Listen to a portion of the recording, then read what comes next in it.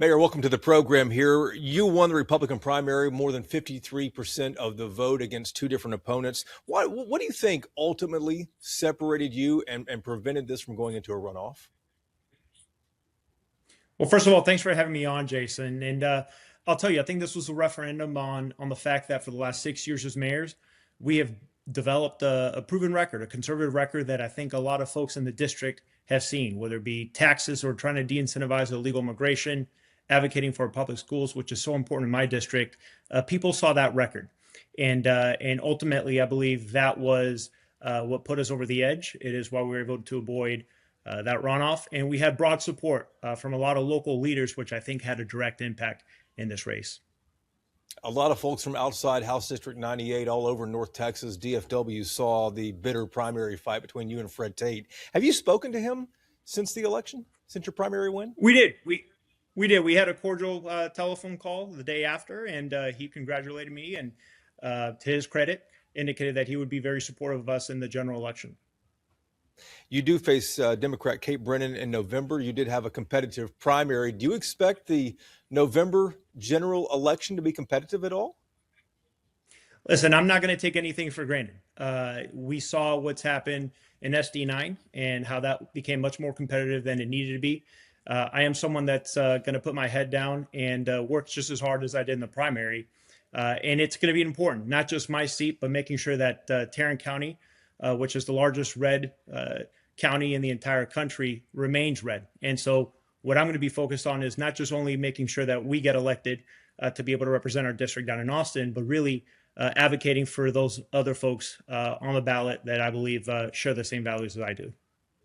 You mentioned SD9, Senate District 9, and that was a surprise win when Taylor Ramette defeated a Republican Lee Wamsgans in what was a Republican district there. You guys only overlap a little bit here. That's mainly the western side of Tarrant County. You're the northeastern side of Tarrant County. But where do you think Republicans went wrong, and does that make you vulnerable at all? Listen, like I said, I'm not going to take anything for granted, and I don't think anybody else should as well. My district does overlap with SD9, but there's a lot of Fort Worth that covers SD9. And I think ultimately as Republicans, we need to continue to advocate on the issues that matter to most people, affordability, taxes, school funding. And I think Republicans have a strong track record when it comes to those issues, but we got to make sure that we message that between now and November. At the same time, there's a lot of things that go in hand in a primary election. Obviously, we have a midterm as well. There's a lot of national issues that play in hand in that, but it doesn't mean that us as Republicans should just take that lightly. I think we need to make sure that we're reaching out to folks that perhaps have not participated in primary elections, making sure that they understand what Republicans stand for, how we're going to improve their lives. And I think if we do that correctly, we're going to be able to make sure that we keep Tarrant County red. Mayor, you mentioned school funding there. I'm curious about the interest that we have seen, the tremendous interest we've seen in school vouchers. How do you balance that? Because I think there's more interest in vouchers than a lot of people, even Republicans, expected there would be.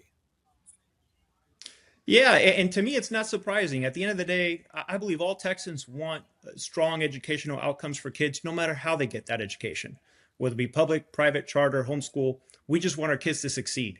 And I'm not surprised by the popularity in the school voucher system, but at the same time, I'm one of those folks that say, hey, at the end of the day, education is a core function of government. And when we get down to Austin, should we earn the trust of the people in HD 98, we're going to advocate for education at all levels, whether it be public ed, private charter. But I'm not surprised by the success. Ultimately, we want every kid to receive a strong education. And under Governor Abbott's leadership, I think we're going to continue to make sure that we emphasize that. Mayor, let's talk about your time at City Hall. You made news in Keller for banning Sharia law there, and you reportedly canceled an Episcopalian priest from giving an invocation because the priest's church participated in or hosted an LGBTQ event. I'm curious how you would represent voters in your district who do not share your same religious views.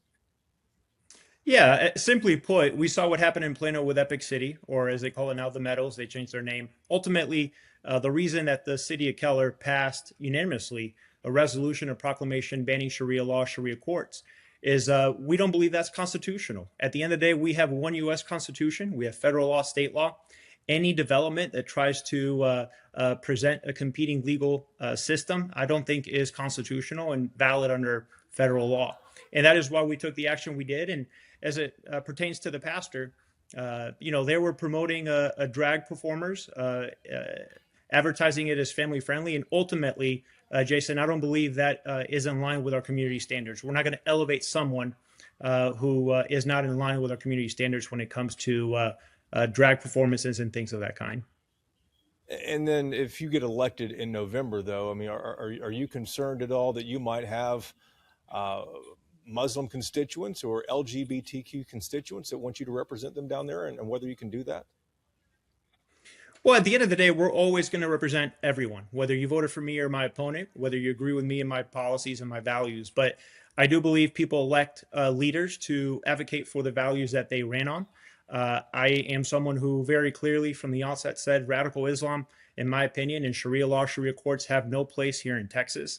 Voters very strongly put us in office because of those positions. And I am someone that's going to be unapologetic in preserving the ideals and the values that I think make Texas great.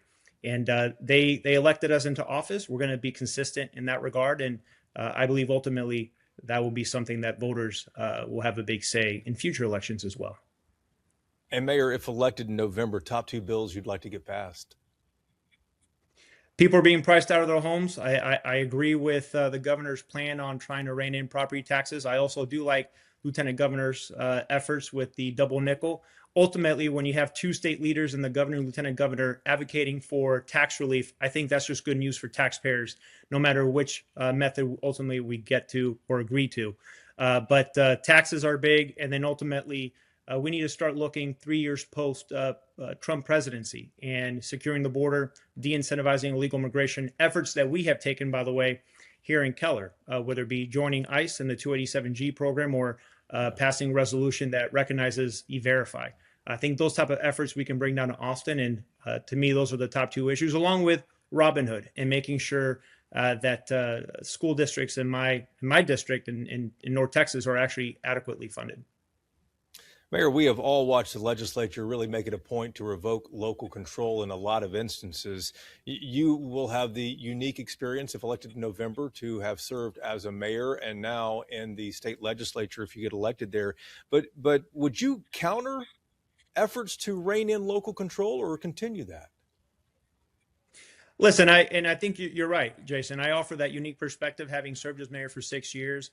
I think sometimes there's legislation down in Austin that get passed. They assume that all cities are apples to apples when we're not. Keller's very different, obviously, than a Fort Worth or even a Southlake. And ultimately, to be able to offer that perspective, I'm someone that will always advocate for local control. But at the same time, I do believe the state has a hand in ensuring that we are preserving our values and actually advocating for taxpayers and our constituents. And so that balance is going to be important, and that perspective that I can offer to the members and the legislative branch down in Austin, I think is going to be critical. Mayor, congratulations again. Thank you for the time. Thanks for having me on, Jason.